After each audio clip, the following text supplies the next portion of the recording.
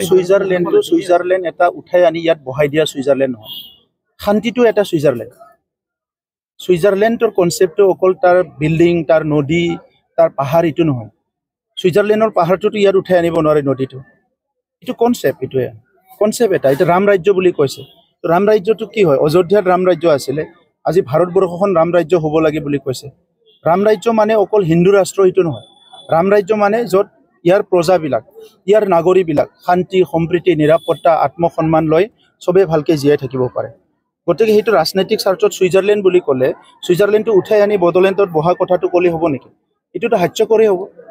অৰণীয়া কছাৰী ছাত্ৰ সন্থা যোৱা 3 দিন আগত মই মচলপুৰলৈ আহিছিলোঁ। তেখেতসকলে লগ কৰি ইয়াত কাৰ্যালয় নিৰ্মাণ কৰাৰ কাৰণে এটা এপ্লিকেশ্যন দিছিলে আৰু আজি তেখেতসকলে আধাৰশিলাও স্থাপন কৰিলে।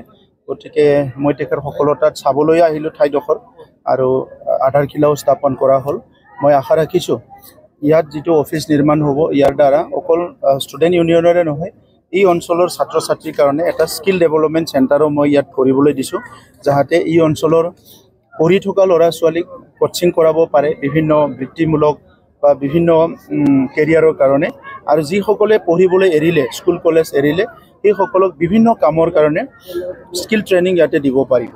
গতিকে সেইকাৰণে মই এনকাৰেজ কৰিছোঁ, কাৰণ এতিয়া চব ঠায়ে ঠায়ে আমি স্কিলটো দিব লাগিব। আনস্কিল মানুহবিলাকৰ কাৰণে দুনিয়াটো বহুত কঠিন হৈ গৈছে। সেইকাৰণে যিমান পাৰোঁ আমি স্কিল দিব লাগিব, এইটো কম্পিউটাৰ স্কিলেই হওক বা বেলেগ স্কিলেই হওক। ইলেকশ্যন ভোটাৰৰ ওচৰলৈকে চব UPPLৰ মূল এজেণ্ডা বুলি তেনেকুৱা এটা এজেণ্ডা আমি ক'ব বিচৰা নাই। বড়োলেণ্ডত যোৱা 2020 চনত চৰকাৰ গঠন কৰাৰ আগত আমি বড়োলেণ্ডত স্থায়ী শান্তি প্ৰতিষ্ঠা কৰাটোৱে আমাৰ মূল এজেণ্ডা আছিলে। আজি শান্তি আহি গ'ল। ইয়াৰ পিছত ছেকেণ্ড আছিলে সমন্বয়। সেই সময়ত বড়ো, অনাবড়ো বা বিভিন্ন পৰিৱেশবিলাক হৈছিলে, তো সমন্বয় আনিব লাগে। চ' আজি 26টা জনগোষ্ঠী একেলগে বহি এই অঞ্চলৰ উন্নয়নৰ কাৰণে, নিজৰ জনগোষ্ঠীৰ উন্নয়নৰ কাৰণে কথা পাতিব পৰা পৰিৱেশ হৈ গ'ল। গতিকে এই পৰিৱেশটো আমি দেখিলোঁ যে কৰিব বিচাৰিলে কোনোবাই কৰিব পাৰে, কৰিব নিবিচাৰিলে সেইটো 50 বছৰলৈকে গুচি যাব। আমি 5 বছৰত কৰিব পাৰিলোঁ, কাৰণ আমাৰ এটা মন আছিলে যে ইয়াত আমাৰ দাদা ভাইৰ মাজত কাজিয়াটো বন্ধ কৰিব লাগে আৰু সমাজখন আগুৱাই নিব লাগে। 3 নম্বৰ আছিলে নিৰাপত্তা। 5টা 6টা হ'লে ইয়াৰ ৰাতি হ'লে ওলাবলৈ ভয় কৰা এটা ফিয়াৰ চাইক'চিছ মানুহবিলাকৰ এটা ট্ৰমা এটা সোমাই গৈছিলে। তো তাৰ পৰা আজি উদ্ধাৰ কৰিলোঁ যে এতিয়া অন্তত 12টা এটা হ'লেও কিবা কাম থাকিলে ওলাই যাবলৈ ভয় নকৰে। চ' ছিকিউৰ্ড ফিল কৰা, নিজৰ ঘৰত, নিজৰ গাঁৱত, নিজৰ অঞ্চলত চবেই এতিয়া নিৰাপদ অনুভৱ কৰে। ইয়াৰ পিছত আহিব উন্নয়নৰ কাম ক'ত হৈছে, ক'ত হোৱা নাই। খেতি পথাৰ কি হৈ আছে, ইৰিগেশ্যন কি হৈ আছে, শিক্ষাটো কি হৈ আছে, হেল্থ ছেক্টৰটো কি হৈ আছে, যুৱ যুৱতীৰ কাৰণে কি কাম চলি আছে, দৰিদ্ৰ মানুহৰ কাৰণে কি চলি আছে, এই গোটেই বিষয়বিলাক আমি অৰ্গেনাইজ কৰিলোঁ। আজি আমাৰ VPRP প্ৰগ্ৰাম, যিটো ভিলেজ পভাৰ্টি ৰিডাকশ্যন প্ৰগ্ৰাম, সেইটো বহুত ভালকৈ আগবাঢ়ি আছে। লাখপতি বাইদেউৰ প্ৰগ্ৰামটো আমি খুব ভালকৈ ইয়াত ইমপ্লিমেণ্ট কৰিছোঁ। কোনে আয়ুষ্মান কাৰ্ড পোৱা নাই, কোনে ৰেচন কাৰ্ড পোৱা নাই, কোনে আধাৰ কাৰ্ড পোৱা নাই, এইবিলাক আমি কাউন্সিলৰ পৰা খুব ভালকৈ চাই আছোঁ, যাতে ইজ অফ লিভিং, সহজভাৱে চবেই জীয়াই থাকিব পাৰে।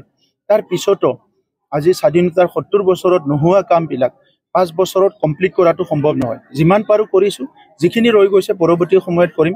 কিন্তু বড়োলেণ্ডখন আগুৱাই নিবৰ কাৰণে কি কি সমস্যা আছে, এই সমস্যাখিনি আজি আমি জানিলোঁ আৰু সেইটো আমি সহজভাৱে এই কামখিনি সম্পন্ন কৰিব পাৰোঁ। বনোৱাৰ কাৰণে কি মানে ছুইজাৰলেণ্ড এটা উঠাই আনি ইয়াত বহাই দিয়া ছুইজাৰলেণ্ড নহয়, শান্তিটো এটা ছুইজাৰলেণ্ডৰ কনচেপ্টটো অকল তাৰ বিল্ডিং, তাৰ নদী, তাৰ পাহাৰ এইটো নহয়। ছুইজাৰলেণ্ডৰ পাহাৰটোতো ইয়াত উঠাই আনিব নোৱাৰে নদীটো, এইটো কনচেপ্ট, এটা এতিয়া ৰাম ৰাজ্য বুলি কৈছে। ৰাম ৰাজ্যটো কি হয়? অযোধ্যাত ৰাম ৰাজ্য আছিলে, আজি ভাৰতবৰ্ষখন ৰাম ৰাজ্য হ'ব লাগে বুলি কৈছে। ৰাম ৰাজ্য মানে অকল হিন্দু ৰাষ্ট্ৰ এইটো নহয়। ৰাম ৰাজ্য মানে য'ত ইয়াৰ প্ৰজাবিলাক, ইয়াৰ নাগৰিকবিলাক শান্তি, সম্প্ৰীতি, নিৰাপত্তা, আত্মসন্মান লৈ চবেই ভালকৈ জীয়াই থাকিব পাৰে। গতিকে সেইটো ৰাজনৈতিক স্বাৰ্থত ছুইজাৰলেণ্ড বুলি ক'লে ছুইজাৰলেণ্ডটো উঠাই আনি বড়োলেণ্ডত বহা কথাটো ক'লে হ'ব নেকি? এইটোতো হাস্যকৰেই হ'ব। যোৱাকালিৰ পৰা এটা কথা পৰা চৰ্চা চলিছে, 2014 চনৰ 20 আগষ্ট প্ৰিয়া বসুমতাৰী হত্যা হৈছিল, সেই কথাটো বি ফেৰেংগাৰ মতে হত্যা কৰা হৈছিল। এই কথাটো উঠালৈ কিয়? কোনে উঠালে? তাৰ আঁৰত কোন আছে? 2014 পৰা 2025লৈকে কিয় শুই আছিলে? আজি উঠিটো উঠালে, আপোনালোকেতো জানে, হয় জানো? কোনোবা হত্যা কৰাৰ কাৰণ বুলি ভাবি শুনকচোন, এইটো ৰাজনীতিক কাৰণ। আৰু কোনে কৰিছে সেইটো আমি জানো, ৰাজনীতিক কাৰণ। কোনে কৰিছে নকওঁ এতিয়া কিন্তু স্যাৰ চব কথা কোৱাটো ঠিক নহয় যি বিদায় এইটো জানো মই দেখা নাই যি বিদায় কি শপত নেমা দিছে কি দিছে এইটো মই নাজানো এইটো খচৰিৰ পৰা ওলোৱা কোন মানুহ কিয় ওলাইছে কি কাৰণ ওলাইছে চব জানো আমি কিন্তু স্যাৰ আৰু এনেকা যদি ওলাই আৰু 10 জন মানুহ আছে যোনে ইলেকশ্যন খেলি গ'ল এমপি হৈ গ'ল কিবা হৈ গ'ল এইবিলাকো ওলক অসমতো এনেকুৱা 100 জন মানুহ ওলাব কিন্তু স্যাৰ 11 বছৰ হৈ গ'ল কিন্তু প্ৰিয়া বছৰ পিতৃ মাতৃ ন্যায় পোৱা নাই আজিলৈকে কিয় ন্যায়টো কিয় নাপালে মইতো 5 বছৰে আছো আৰু মই কাউন্সিলতে আছো ইয়াৰ আগতো হাগ্ৰামাই আছিলে ইয়াৰ আগত অসমত কোন চৰকাৰ আছিলে কোন লিডাৰ আছিলে ডিজিপি কোন আছিলে অফিচাৰ বিলাক কোন আছিলে কিন্তু আপোনাৰ চৰকাৰৰ ইএমৰ এগেইনষ্টে শপতনামা দিছে ইতিমধ্যে ঠিক আছে দিছে এটোতো জুডিচিয়েলটো মই ইন্টাৰফিয়াৰ কৰিব নোৱাৰো জুডিচিয়েলটো জুডিচিয়েলে কৰিব জুডিচিয়েলটো জুডিচিয়েল কৰিব জুডিচিয়েলে যেতিয়ালৈকে নকৰে সেইটো আৰু আপুনি একো ক'ব নোৱাৰে জুডিচিয়েলটো আমি ইন্টাৰফিয়াৰ কৰিব নোৱাৰো জুডিচিয়েলে নিজৰ কাম কৰিব কিন্তু আজি যে নিউজটো বজালে